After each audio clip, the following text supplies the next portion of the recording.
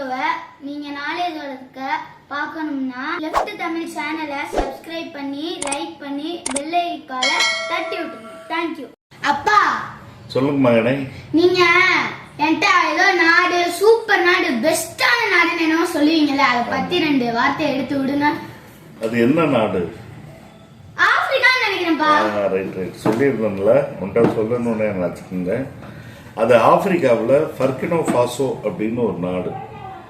அந்த நாட்டில் முக்கியமான விஷயம் என்ன அப்படின்னா, அது பிரான்ஸ் அப்படின்ற ஒரு நாட்டினுடைய அடிமை நாடாக அது இருந்துச்சு. அந்த நாட்டை பிரான்ஸ் நாடு அடிமை நாடாக வச்சிருந்துச்சு. ஏன் வச்சிருந்துச்சு அப்படின்னா, அந்த நாட்டில் ஒரு முக்கியமான விஷயம் இருந்துச்சு. அது என்ன அப்படின்னா, கோல்டு, தங்கம் இருக்குல்ல, தங்கம் அந்த நாட்டில் மண்ணை தோணுனா, சுரங்கத்தை தோணுனா தங்கம் கிடைக்குது. ஆமா.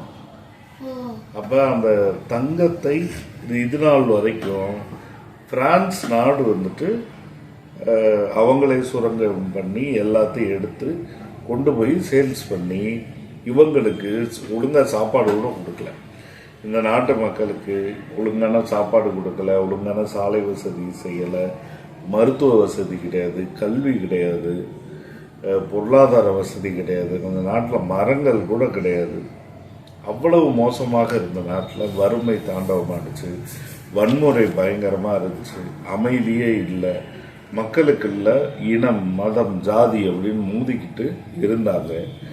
இதை இந்த ஆப்பிரிக்க நாட்டை பிரான்ஸுக்கிட்ட இப்படி அடிமையாக வைத்திருந்த ஆட்சியாளர்கள் மட்டும் அவங்க கிட்ட லஞ்சம் வாங்கிட்டு சந்தோஷமா இருந்தாங்க. இப்படி இருந்த சூழ்நிலைமையில தான் 2022 இப்ராஹிம் ட்ராரே அப்படின்னு ஒரு ராணுவ தளபதி வந்தார். அப்பா, இவ்வளவு மோசமான நிலைமை அங்க இருந்துச்சு, இப்பயே அதே நிலைமையா அங்க இருந்துச்சு?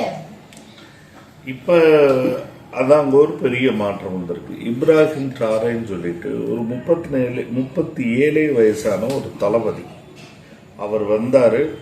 ஏற்கனவே இருந்த ஊழல் இராணுவ தலைவர்கள், அரசியல் தலைவர்களை ஆட்சியிலிருந்து அகற்றிட்டு இப்ப அவரே ஒரு இராணுவ ஆட்சியை அங்க நிறுவி நடத்துறாரு. அது பேருக்கு இராணுவ ஆட்சி அப்படின்னா கூட அவரு இன்னைக்கு அந்த நாட்டில் அமைதியை கொண்டு வந்து பிரான்ஸுடைய இராணுவத்தை ஃபர்கினோ ஃபாசோல இருந்து வெளியேற்றிட்டார். அந்த தளபதி வந்து என்னவெல்லாம் பண்ணியிருக்கிறார்னா, உன்ன மாதிரி பிள்ளைங்களுக்கு ஆரம்ப கல்வியிலிருந்து நாளைக்கு யூனிவர்சிட்டி போய் ஆராய்ச்சி கல்வி வரைக்கும் நீங்கள் முடிச்சிக்கினாலும் எல்லாமே ஃப்ரீ பண்ணியிருக்காரு. அதுக்காக நிறைய ஸ்கூல்ஸை நாடு முழுக்க கட்டிக்கிட்டு வர்றாரு. ஏன்னா இதை எப்படி அவர் சாதிக்கிறார் அப்படின்னா, பிரான்ஸை வெளியேற்றிட்டு அந்த தங்கத்தை இப்போ அவங்களே எடுத்து விற்கிறாங்க. தங்கத்தை முடிச்சுக்கிறேன், தங்கத்தை அவங்களே எடுத்து இப்போ அவங்க விற்கிறாங்க. அந்த வருமானத்தை வச்சு எல்லா பிள்ளைகளுக்கும் இப்போ படிப்பு சொல்லி கொடுக்குறாங்க. அது மட்டும் இல்லை, நாடு முழுக்க சாலைகள் போடுறாங்க. அது மட்டும் இல்லை, அந்த அதிபர் என்ன அறிவிச்சிருக்காருன்னா, நாட்டு மக்கள் அனைவருக்கும் இலவச மருத்துவம் செய்கிறோம் அப்படின்றத பண்ணியிருக்கிறாரு. நாட்டில் இராணுவத்தை நவீனமாக கட்டி அமைக்கிறார். நிறைய பாலங்கள் போடுறாரு, எலக்ட்ரிக் ட்ரெயின் அந்த மாதிரி விஷயங்கள்லாம் கொண்டு வர்றாரு. விமானத்துறையை உருவாக்குறாரு. ஆப்பிரிக்காவில் இருக்கக்கூடிய இது போன்ற மற்ற நாடுகளையும் ஒன்னா சேர்த்து ஒருங்கிணைக்கிறார். இப்போ ஆப்பிரிக்காவில் இதே மாதிரி மாலி, நைஜீரியா போன்ற நாடுகளும் அவங்களுடைய வளங்களை வெளிநாட்டுக்காரங்க எடுக்கிறத இந்த தடுத்து இவங்களே அதை பாதுகாத்து ஆப்பிரிக்காவை கட்டி அமைக்கிறாங்க. அது மட்டும் இல்லை, ஃபர்கினோ ஃபாசோவுடைய அதிபர் இப்ராஹிம் ட்ராரே அவர் மீதான மரியாதை அதிகமாகி இப்போ ஆப்பிரிக்காவே ஒன்னா சேர்ந்து கிட்டத்தட்ட 10 அதிபர்களுக்கு மேல இப்ராஹிம் ட்ராரேக்கு ஆதரவு கொடுக்குறாங்க. இதனால ஆப்பிரிக்கா ரொம்ப ஒரு அருமையான வளத்தையும் எழுச்சியையும் காணப்போகுது. ஒரு புரட்சிகரமா மாறிட்டு வருது. சரிப்பா, இவ்வளவு விவரத்தை சொல்லியிருக்கீங்க. அங்க அந்த நாட்டுல விலங்குகளை பற்றி, விலங்குகளை அழிச்சிட்டாங்களா இன்னும் இருக்கா? காடுகளே அழிச்சிட்டாங்களே, விலங்குகள் எப்படி இருக்கும்? இங்க காடுகள் பெரிய அழிப்புக்குள்ளாக இருக்குது. அதாவது நாடே வந்துட்டு எல்லாத்தையுமே மறுபடியும் உருவாக்குற மாதிரி இதாகிடும்.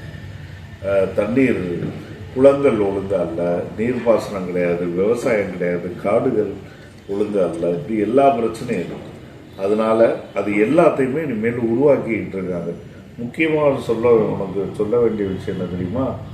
இந்த இடம் மாம்பழம் உற்பத்தி பண்ணி சாதனை பண்ணியிருக்காங்க, வெங்காயம் உற்பத்தி பண்ணி சாதனை பண்ணியிருக்காங்க. ஆப்பிரிக்காவிலேயே அதிகமாக ரெண்டாவது நாடுன்ற அளவுக்கு வெங்காயத்தை உற்பத்தி பண்ணி சாதனை பண்ணியிருக்காங்க. அப்படின்னா அங்க காய்கறி விளைச்சல் அதிகமா இருக்கனால அங்க இருந்து விளைச்சல் எடுத்து வேல்ட் ரெக்கார்ட்ஸ் பண்றாங்க. ஆமா, இப்ப காய்கறி உற்பத்தியை இப்பதான் இவங்களே செஞ்சு அதிகப்படுத்துறாங்க. பாசனங்களை உருவாக்கி கம்மா, ஏரி, கால்வாய் எல்லாத்தையும் ஒழுங்கமைச்சு தண்ணீர் பாசனம் ஏற்பாடு பண்ணி விவசாயம் பண்ணி எல்லாத்துலயும் சாதனை உருவாகிக்கிட்டே வர்றாங்க. ஓ, இவ்வளவு வேற விவரத்தை சொன்னதுக்கு நன்றிப்பா. ஓகே மகனே, ரொம்ப நன்றி. இதுல ஒரு நிமிஷம், இது போன்ற ஒரு நாடாக நம்ம நாட்டை மாற்றணும். ஏன்னா இங்க இன்னும் கல்வி வந்துட்டு ஆரம்ப கல்வியிலிருந்து ஆராய்ச்சி கல்வி வரைக்கும் ஃப்ரீயா வருது, ரைட்டா? அதே மாதிரி எல்லா மக்களுக்கும் கட்டாயமா சாப்பாடு ஃப்ரீ பண்ணணும். எல்லா மக்களுக்கும் இலவசமா உணவு அளிக்கணும். அதே மாதிரி எல்லா மக்களுக்கும் இலவசமா மருத்துவம் கொடுக்கணும், வைத்தியம் கொடுக்கணும். அதே மாதிரி எல்லா மக்களுக்கும் இலவசமாக போக்குவரத்து, தகவல் தொடர்பு எல்லாமே பண்ணணும். ஆப்பிரிக்கா மாதிரி வாய்ப்பில்லாத நாடே இன்னைக்கு அதை செய்யும்போது இந்தியாவில் தமிழ்நாடு மாதிரி ஒரு நாட்டில் நிச்சயமாக நம்மளால் அதை செய்ய முடியும். ஓகேப்பா, நன்றிப்பா. ரொம்ப நன்றிப்பா. நன்றி. இந்த மாதிரி வீடியோவை நீங்க நாலேஜ் வளர்க்க பார்க்கணும்னா லெஃப்ட் தமிழ் சேனலை சப்ஸ்கிரைப் பண்ணி லைக் பண்ணி பெல் ஐகானை தட்டி விட்டுருங்க. தேங்க்யூ.